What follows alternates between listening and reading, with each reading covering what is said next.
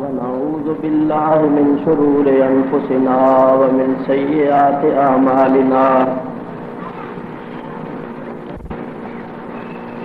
من يهده الله فلا مضل له ومن يضلله فلا هادي له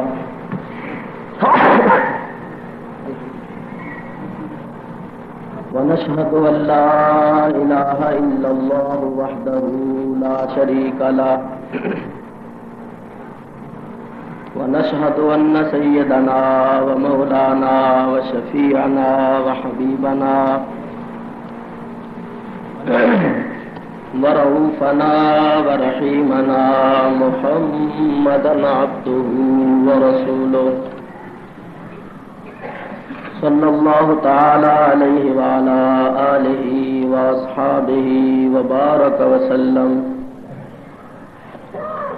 أما بعد فأعوذ بالله من الشيطان الرجيم. بسم الله الرحمن الرحيم. لقد كان في قصصهم عبرة لأولي الألباب. صدق الله العلي العظيم. دروشی پڑھیے. اللهم صل على سيدنا مولانا محمد وعلى آل سيدنا ومولانا محمد وبارك وسلم عليه. الصلاة والسلام عليك يا رسول الله وعلى آلك وأصحابك يا حبيب الله. الصلاة والسلام عليك يا رحمة للعالمين. الصلاة والسلام عليك يا شفيع المذنبين. حمد و صلاۃ کے بعد قرآن کریم کی جو آیہ کریمہ آپ حضرات کے سامنے تلاوت کی ہے، اس کا ترجمہ اور ترجمے کے بعد امام عالی مقام کی شہادت کے بعد کے واقعات آپ حضرات کی خدمت میں پیش کروں گا.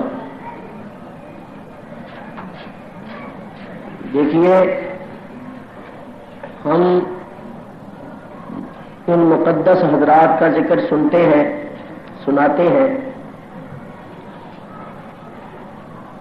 تو یہ ہمیشہ یاد رکھیے کہ ہم ان لوگوں کا ذکر اس مقصد سے سنتے اور سناتے ہیں کہ ان کے ذکر پاک سے ہم سبق اور عبرت حاصل کریں،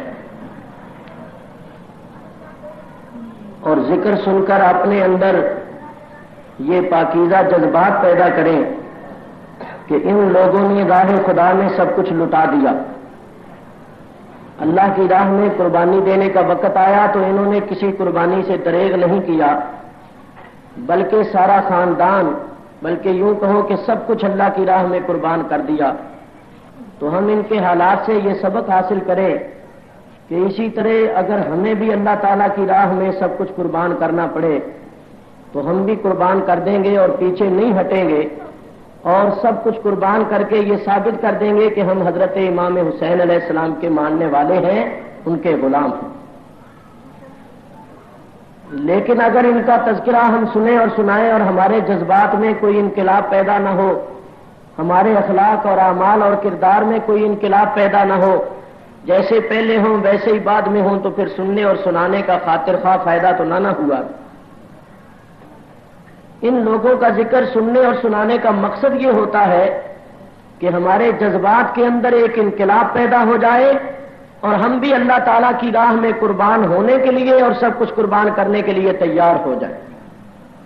اسی واسطے اللہ تعالیٰ قرآن پاک میں ارشاد فرماتا ہے، لَقَدْ كَانَ فِي قَصَصِهِمْ عِبْرَةٌ لِّأُولِي الْأَلْبَابِ. اللہ فرماتا ہے بلا شک و شبہ گزرے ہوئے لوگوں کے احوال میں عقل مندوں کے لیے درس عبرت ہے. جو لوگ گزر چکے ہیں اور جن لوگوں کے عظیم الشان کارنامے ہمارے سامنے ہیں، ہم ان عظیم الشان کارناموں سے سبق اور عبرت حاصل کر سکتے کہ انہوں نے جو کچھ کیا اللہ کے لیے کیا اور اپنے ایمان کے تحفظ کے لیے کیا. گویا انہوں نے یہ ثابت کر دیا کہ جان جاتی ہے تو جائے مگر ایمان نہ جائے. اور یہ یاد رکھیے کہ ایمان سے بڑی کوئی دولت نہیں ہے. ایمان سب سے زیادہ پیاری دولت ہے. مثلاً آپ حضرات غور کیجئے کہ 4-5 چیزیں ایسی ہیں جن کے ساتھ انسان کو فطرتی طور پر محبت ہوتی ہے. مثلاً ایک وطن ہے. وطن سے ہر انسان کو محبت ہوتی ہے، چاہے وہ انسان کسی مذہب کا ہو، کسی قوم کا ہو، ہر انسان اپنے وطن سے ضرور محبت رکھتا ہے. وطن کے بعد انسان کو دولت سے بھی محبت ہوتی ہے. وہ انسان چاہے کسی قوم کا ہو، کسی مذہب کا ہو، کسی ملک کا رہنے والا ہو، اس کو دولت سے ضرور محبت ہوتی ہے، کیونکہ دولت چیز ایسی ہے کہ انسان اس کو محبوب رکھتا ہے. دولت بھی بڑی پیاری چیز ہے. اور اس کے بعد انسان کو اولاد بھی بڑی پیاری چیز ہوتی. اولاد بھی بڑی پیاری چیز ہے، اور اولاد کے ساتھ پھر انسان کو اپنی جان بھی بڑی پیاری چیز ہے. مگر ان چیزوں کی محبت یکساں نہیں ہے، بلکہ درجہ بدرجہ. مثلا وطن کی محبت سے دولت کی محبت زیادہ ہوتی، اور دولت کی محبت سے اولاد کی محبت زیادہ ہوتی. اور پھر اپنی جان، اس سے تو کوئی بھی پیارا نہیں ہوتا. چنانچہ آپ حضرات دیکھتے ہیں کہ بہت سے لوگ ایسے ہوتے ہیں جو دولت کی خاطر اپنا وطن چھوڑ دیتے. ان کا اگر ان کے وطن میں کاروبار نہیں چلتا، کام نہیں ہوتا، تو وہ اپنے وطن کو خیر بات کہہ کے کسی اور ملک میں چلے جاتے ہیں جہاں ان کا اچھا کاروبار ہوتا ہے. چنانچہ کئی آدمی، کئی حضرات ایسے ہیں جو پاکستان کے رہنے والے ہیں، دوسرے ملکوں میں صرف کاروبار کی خاطر رہتے ہیں. تو معلوم یہ ہوا کہ دولت کی محبت وطن کی محبت سے زیادہ ہوتی. دولت کی خاطر انسان وطن کو قربان کر دیتا ہے، چھوڑ دیتا ہے. اور پھر اولاد پر مصیبت آ جائے، بیٹا بیمار ہو جائے، کسی مقدمے میں پھنس جائے، کوئی ناگہانی تکلیف اور مصیبت آ جائے، تو وہ گاڑے پسینے کی کمائی، جس کو خون پسینہ ایک کر کے کمایا ہوا ہوتا ہے، انسان اس دولت کو خرچ کرتا ہے اور کہتا ہے چاہے میرے سارے پیسے لگ جائیں، میرا بیٹا بچ جائے. معلوم یہ ہوا کہ بیٹے کی محبت دولت کی محبت سے زیادہ ہوتی ہے، کیونکہ بیٹے کی محبت پر وہ اپنی دولت کو قربان کرنے کے لیے تیار ہو جاتا ہے. اور پھر بعض موقع ایسے بھی آتے ہیں کہ انسان کی اپنی جان پر بنتی ہے، تو پھر وہ کہتا ہے میری اپنی جان بچے، کسی کی بچے یا نہ بچے. لیکن مومن کی شان دوسرے انسانوں سے ممتاز ہے، الگ ہے. یہاں تک تو دنیا کے تمام انسان یکساں تھے، برابر تھے، لیکن مومن کی شان دوسرے انسانوں سے ممتاز ہے، الگ ہے. مومن کی یہ شان ہے کہ مومن کو ان تمام چیزوں سے زیادہ پیارا ایمان ہے. اس کے ایمان کا مسئلہ آ جائے تو وہ وطن بھی چھوڑ دے گا. مومن کے ایمان کا مسئلہ آ جائے وہ دولت بھی چھوڑ دے گا.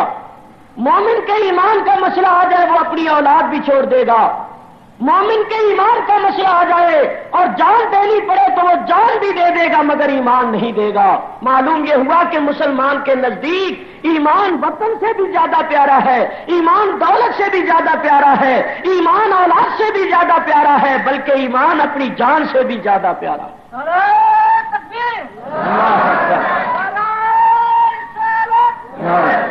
صحابہ کرام نے ایمان کی خاطر وطن چھوڑا.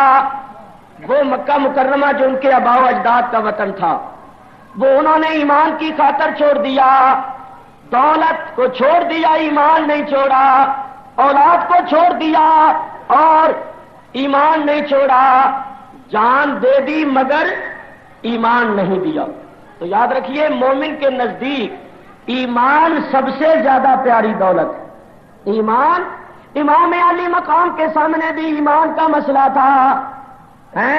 یزید کی بیعت کر لیتے تو جان بچ جاتی، اولاد بچ جاتی، وطن بھی ہاتھ سے نہ جاتا، مگر ایمان چلا جاتا. امام علی مقام نے اپنے عمل سے یہ ثابت کر دیا کہ حسین اپنا وطن، اور وطن بھی مدینہ منورہ جیسا جو ان کے آباء و اجداد کا وطن تھا، امام علی مقام نے ثابت کر دیا کہ حسین اپنا وطن عزیز چھوڑ سکتا ہے. اولاد قربان کر سکتا ہے، دولت قربان کر سکتا ہے، یہاں تک کہ اپنی جان دے سکتا ہے، مگر اپنا ایمان نہیں دے سکتا. تو ایمان سے زیادہ پیاری کوئی چیز نہیں ہے، یاد رکھنا۔ صالحین کی وفات پر تو زمین و آسمان فقط روتے ہیں نا، امام علی مقام کی شہادت پر روئے نہیں بلکہ خون کے آنسو روئے ہیں۔ 7 روز تک آسمان سے خون برسا اور زمین کے نیچے سے بھی خون نکلا، پتھر جو اٹھایا جاتا تھا بیت المقدس تک اس کے نیچے سے خون نکلتا تھا۔ تو اگر سنجیدگی اور متانت سے غور کیا جائے اور قرآن میں تدبر کیا جائے تو یہ حقیقت خود قرآن کریم سے ثابت ہے